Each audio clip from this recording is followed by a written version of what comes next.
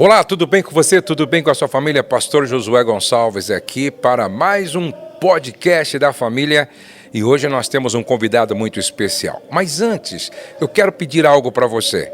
Dá um like aqui, dá um gostei e se você não se inscreveu no meu canal ainda, se inscreva e deixe uma mensagem aqui, uma pergunta, um pedido de oração, um testemunho. É muito importante que você deixe uma mensagem aqui para que o robô do YouTube entenda que essa nossa programação ela é relevante, o nosso canal é relevante e mande a nossa mensagem para mais longe. Então, deixe a sua mensagem. Outra coisa importante, fique comigo ou conosco até o final. Vai valer muito a pena esse nosso bate-papo aqui. Obrigado, Mark Anderson, por estar mais uma vez participando aqui do nosso podcast. A honra é minha, pastor José Gonçalves. Deus abençoe você que nos assiste ou que nos ouve através desse podcast. Que privilégio estar aqui. Tenho certeza que esse bate-papo assiste e ouve, né? Vai edificar. Assiste, ouve tudo. É bênção. Tamo junto. Que bom. Marquinhos, você está participando aqui. Para vocês que não sabem, nós estamos gravando esse podcast diretamente do 19º Encontro Nacional de Casais. Como tem sido essa experiência de participar conosco desses eventos aqui? Eu tenho vindo de maneira recorrente, já vim em vários, não só para ministrar, mas para sentar e assistir, ouvir e ser alimentado. Eu acredito que é um processo cirúrgico, por ser um assunto muito específico e de grande necessidade. Principalmente no momento que estamos vivendo, que é a pós-pandemia, ou no meio, né, desta pandemia, onde muitos casamentos passaram por um processo de tratamento, um tratamento mais profundo, até da parte do próprio Deus. Eu tenho visto isso. E me surpreendeu aqui no evento a quantidade de pastores e de pastoras que vieram. Lindo. É um tempo, lógico, para eles de comunhão, de estar junto, trocar ideias, né? Tirar um tempo para ficar no hotel, descansar. Mas eu tenho convicção de que sentiram e perceberam o peso da responsabilidade que eles têm com os outros casais e vieram buscar refúgio, buscar alimento. E é interessante, né, Mark, que às vezes as ovelhas olham para o pastor e pensam que ele não é ovelha e que não precisa, né? Como se fosse um super-homem e uma mulher maravilha. E, na verdade, eles são apenas os responsáveis ou têm uma autoridade delegada por Deus para estar à frente das pessoas, liderando, conduzindo, mas são gente como a gente, passam as mesmas crises que nós passamos e, às vezes, têm as mesmas dificuldades. Eu me lembro de um dia estar aconselhando um casal e o cara contando a história dele, eu pensando, Deus, me dá uma direção para eu falar para esse cara, porque eu tô com o mesmo problema, então o conselho que eu der para ele, eu já vou usar para mim, né? E é pior que acontece isso mesmo. Às vezes você está aconselhando um casal e você viveu, de repente, na semana, uma situação parecida. Lógico, com o passar do tempo, a gente vai amadurecendo. O apóstolo Paulo diz que quando você é menino, você faz coisas de menino. Tem coisas que você vai amadurecendo e ninguém amadurece sorrindo. Então, no processo de amadurecimento, você vai deixando algumas coisas, né? Que você atende alguns casais, você percebe que são coisas tão infantis, né? Tão medíocres, tão pequenas, mas no dia a dia a gente acaba incorrendo em alguns erros que às vezes a gente não poderia nem estar errando mais, mas somos gente como todas as outras pessoas. Então você que é pastor, né? De repente você se inscreve para o próximo. Todo ano nós temos aqui. Pro próximo. E é muito importante. E os pastores que vêm.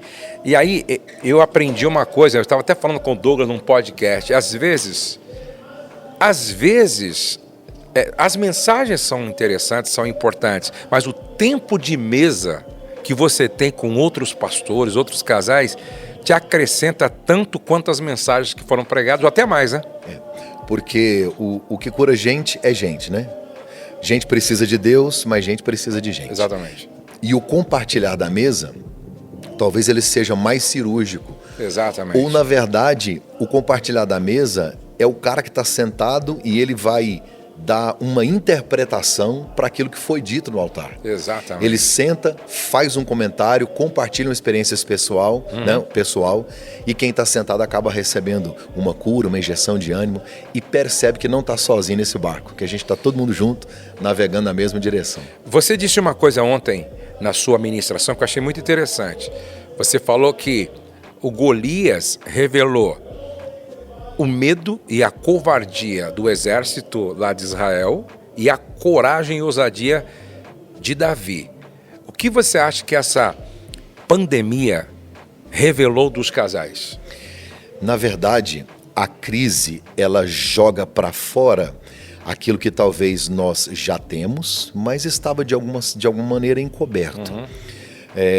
Quando Jesus vem andando sobre as águas, os discípulos estavam completamente apavorados. 11 gritaram e um andou sobre as águas. Então, a circunstância é a mesma, a tempestade é a mesma, só que a gente joga para fora a nossa essência. Então, se um casamento ele tem uma crise que vem sendo, como vou dizer, tapando o sol com a peneira, vem sendo acobertada, disfarçada, ela fica muito difícil de ser escondida. Quando vem um lockdown, você tranca todo mundo dentro de casa 4 meses. Então, se não se falavam, isso vai virar uma tragédia. Se não havia uma boa relação íntima do casal, imagina 4 meses sem sair, os dois trancados. Se não sabiam o que fazer com os filhos, entregavam os filhos para babá, para creche, para escola, para internet, agora eles têm que cuidar dos filhos. Então, essa ausência, esta enfermidade, é como se a crise espremesse um pus, né? Foi apertando, apertando, apertando e explodiu. Então, hoje eu percebo que os hospitais que ficaram congestionados, agora são os consultórios psicológicos, né?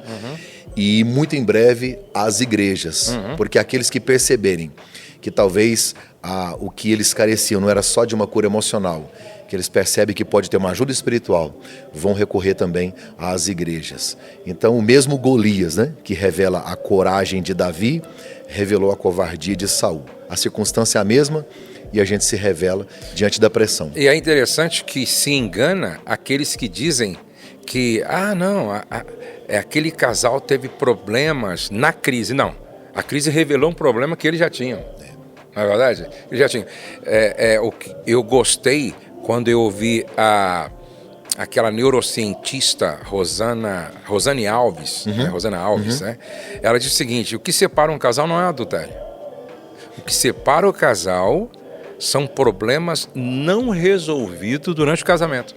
Porque o adultério é apenas o culminar de probleminhas que não foram tratados. Então a crise, na verdade, eu também penso como você, ela simplesmente trouxe à tona algo que estava escondido e camuflado. Infelizmente, muitos casais, a semelhança de empresas, as empresas não quebraram na crise. As empresas já estavam quebradas e a crise trouxe apenas a revelação da realidade. Exatamente. Não é verdade?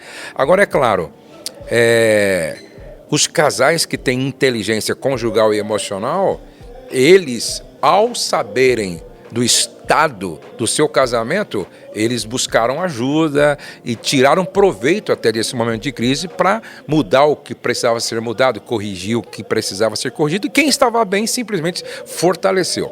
Mas agora, eu queria também perguntar para você qual é o valor e a importância de a igreja ter um ministério específico com gente bem treinada para trabalhar com casais e família, porque muitas não têm. Muitas igrejas não têm, algumas têm de maneira bem irrelevante, talvez para preencher um espaço, para fazer eventos superficiais, alguma coisa nesse aspecto assim. Eu ainda entendo que um ministério de casais que tenta ser relevante e que faz um trabalho sério, ele acaba sendo bem cirúrgico nisso. Nós ministramos palestras, a gente vai ao altar, a gente fala. Eu acredito que ali, para a maioria dos casais, é como um gatilho.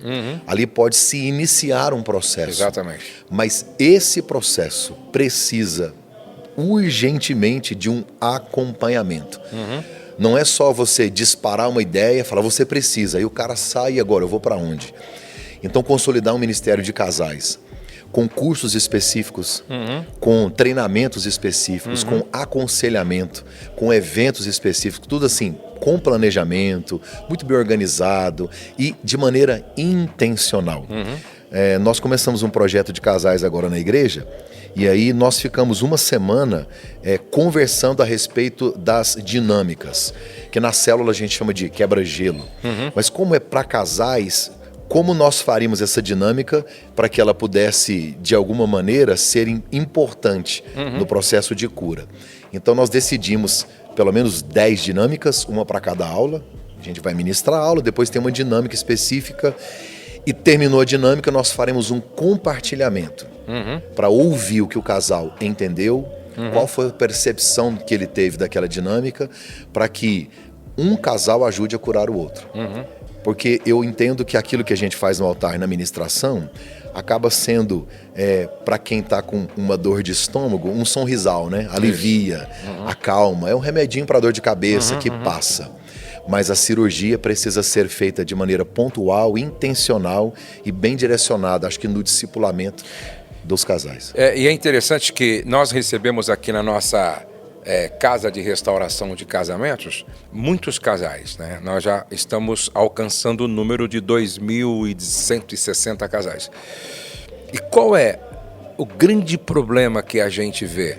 Os casais dizem o seguinte: olha, pastor, a gente volta, mas a nossa igreja não tem um trabalho de acompanhamento. A gente volta, mas a gente não sabe nem aonde buscar ajuda.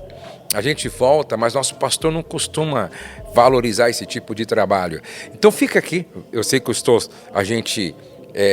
nós somos acompanhados aqui por muitos pastores.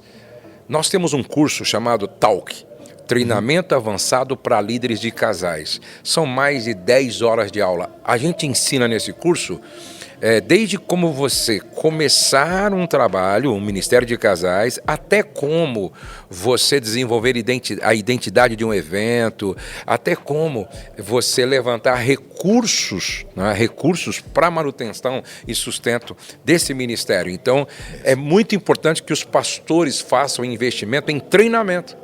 Porque nós até temos algumas pessoas fazendo, mas sem nenhum treinamento, e às vezes não é tão eficaz, não é tão eficiente.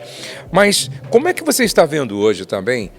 Antes era uma realidade fora da igreja a banalização do casamento. Mas hoje a gente percebe assim que está se tornando em alguns lugares muito comum um casal se separar. E de repente a gente está vendo que muitos pastores estão achando também normal, comum, a separação e um novo casamento, ou um terceiro casamento. Como é que você está vendo isso hoje? Banalizou de uma maneira assim, absurda, né? Chega a ser assustador. Eu ainda creio, como princípio bíblico, de que a profundidade do meu casamento vai determinar a altura do meu ministério. Ainda creio nisso. É como se fosse o meu alicerce, a minha base. A Bíblia diz que quem não cuida da sua casa, então que não queira cuidar da casa de Deus, mas primeiro ele precisa preocupar-se com os da sua casa. Recentemente eu tenho visto na rede social pessoas que entram no processo de divórcio, e aí cada caso é um caso, acho que precisa ser acompanhado, tratado. Mas uma postagem específica que me deixou chocado, uma pessoa, ela anunciou o divórcio na segunda-feira, no Instagram. Na terça, esta pessoa sorteou um iPhone. E na quarta, postou a agenda de pregações. Como se não tivesse acontecido nada. Não, eu não estou julgando o fato da pessoa ter se divorciado, até porque eu não sei qual foi a causa. Exatamente. Eu acredito que existem casos e casos, né? A gente só não pode banalizar.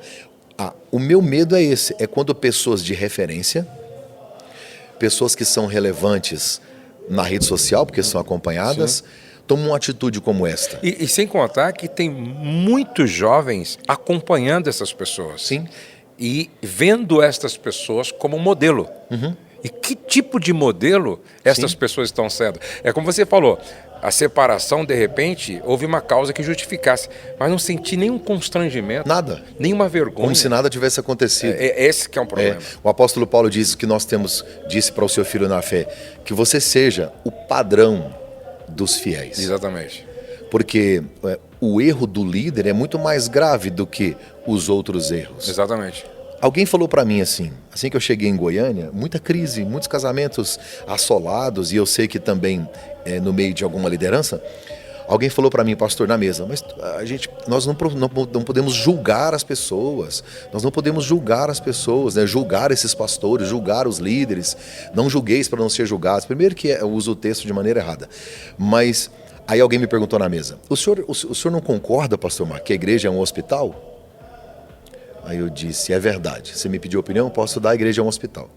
Uma pessoa que chega ao hospital com as pernas quebradas, as duas, é grave. Então ela vai passar por um processo de anestesia, cirúrgico, tratamento, CTI, depois apartamento, fisioterapia, tem todo um processo. O que eu vejo no Brasil é que a igreja é hospital, aí você pega o cara que quebrou as pernas e põe ele dentro do centro cirúrgico com as pernas quebradas para ele fazer a cirurgia. É chocante, é tipo falta de bom senso, é só você conhecer um pouquinho de evangelho, um pouquinho de Bíblia Sagrada para você perceber que um divórcio, ele é um câncer na família. Nós não podemos trabalhar com o descarte. Então eu não vou pegar o cara que quebrou as pernas e jogar ele fora. Mas eu não posso colocar ele para fazer cirurgia. Tem um processo. Sim. Esse processo é demorado, doloroso. Porque o que vai acontecer? Se ele, fraturado, ele começa ou continua fazendo o que faz, outras fraturas virão e ele vai sangrar um monte de gente. Exatamente. Esse é o grande problema. Está faltando referenciais. Isso. Está faltando modelos, certo? Que vale a pena seguir.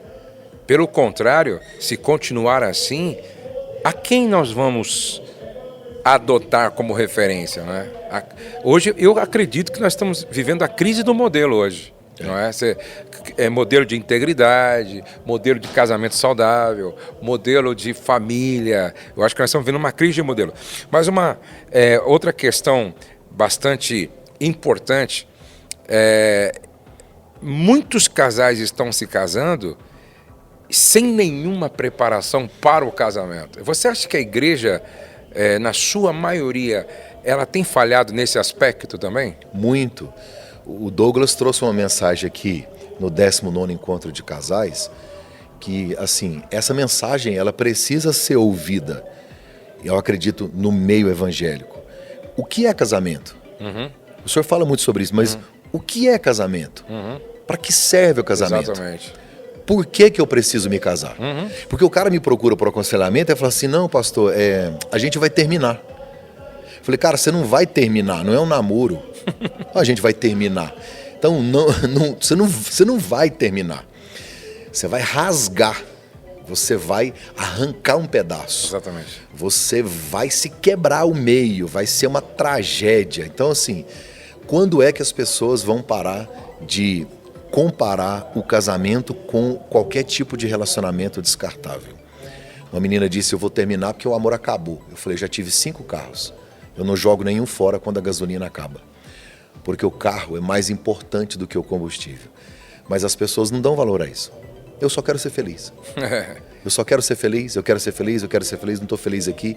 E aí, nesta geração de relacionamentos descartáveis, a gente troca de carro, troca de roupa, troca de casa, troca de hotel, troca de empresa, troca de cônjuge. Exatamente. Mark, suponhamos que você está diante de você agora é pastor de uma igreja lá em Goiânia, Family, né? Family. Isso. E suponhamos que você está diante de um casal que vai se casar daqui a 10 dias. E esse casal te pede 3 conselhos para ter um casamento à prova do tempo e das adversidades. Quais são os 3 conselhos que você daria? Primeiro, para que eles entendessem qual é o propósito do casamento, propósito bíblico do casamento. Eu procuraria saber se os dois sabem o propósito de vida um do outro. Porque antes de Deus criar Adão, ele já deu o jardim. Então, Deus primeiro cria o propósito, depois cria o homem e a mulher para multiplicar esse propósito, que é cuidar de todas as coisas. Então, seriam esses 2 conselhos. E o terceiro, eu acredito que seria procurar viver de acordo com os princípios da palavra. Na sexualidade, nas finanças, criação de filhos em todas as áreas da vida. Então seriam esses três Primeiro, conselhos. saber o propósito do casamento. Propósito do casamento, não deles, do casamento.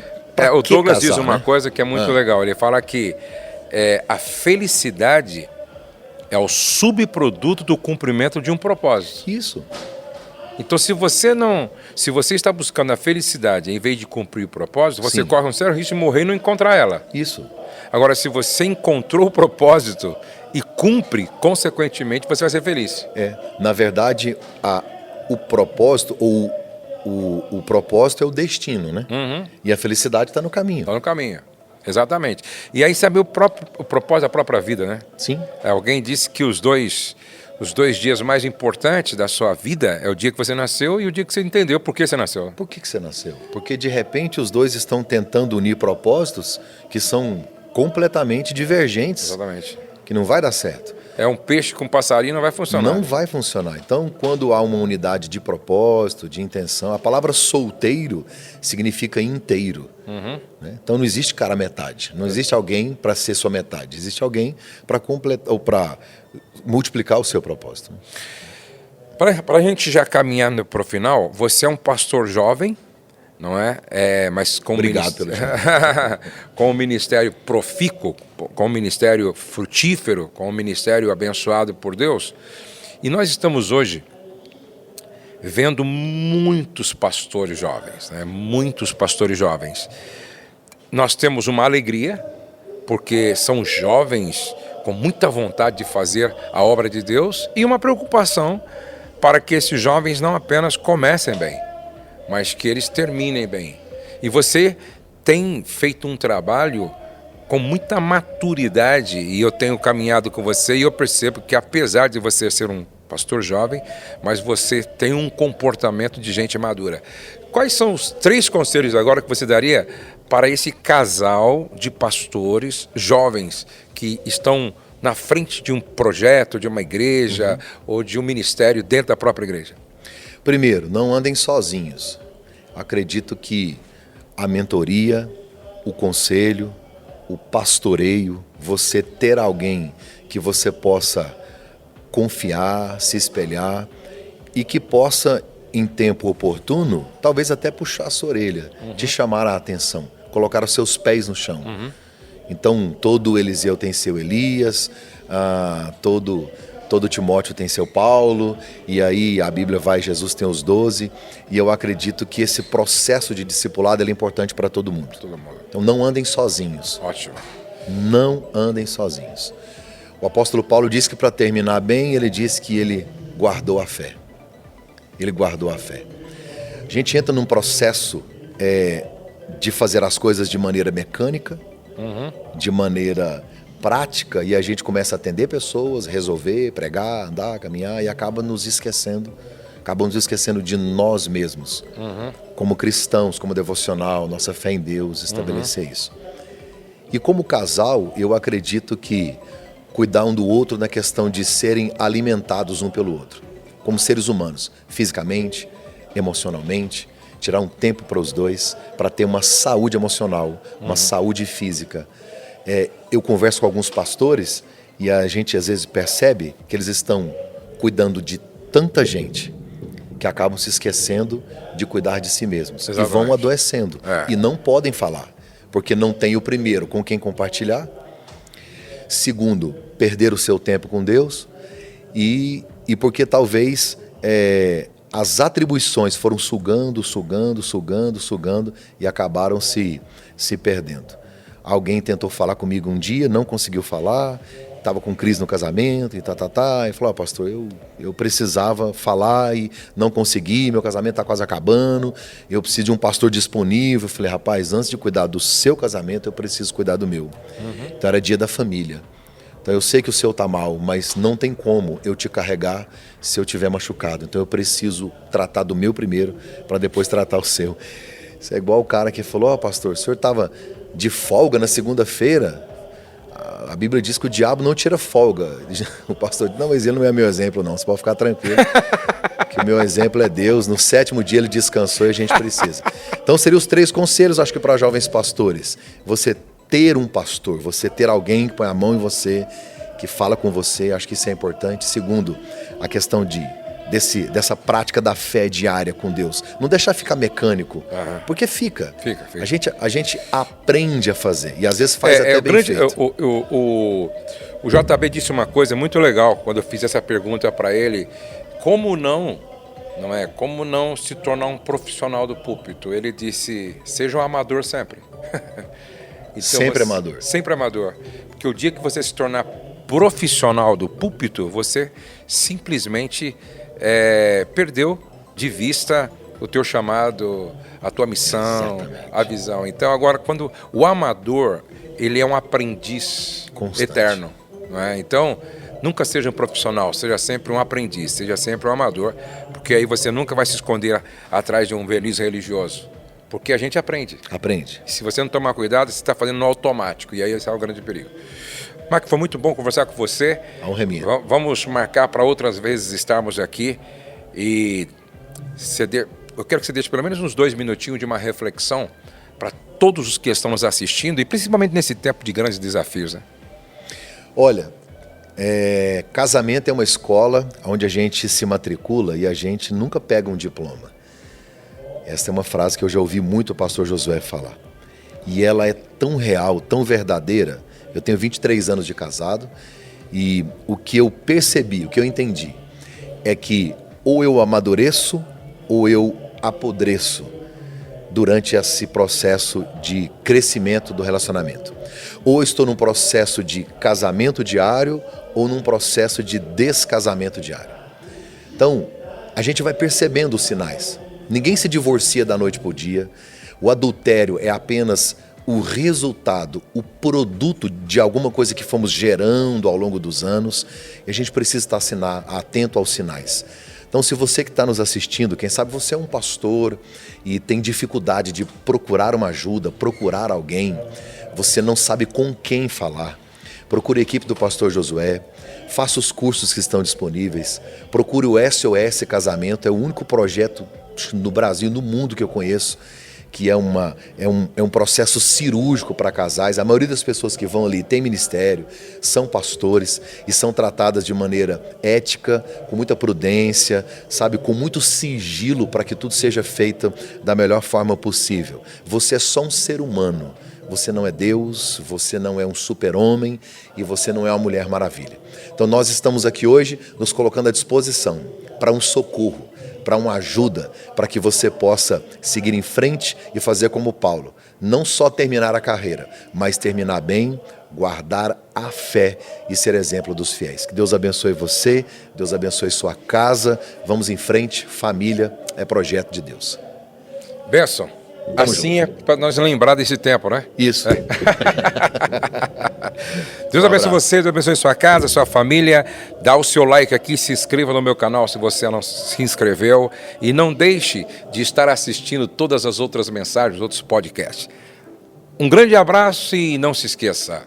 O céu não está em crise, Deus está no controle. Nós cremos em milagres e a nossa família está debaixo da graça de Deus. Grande abraço.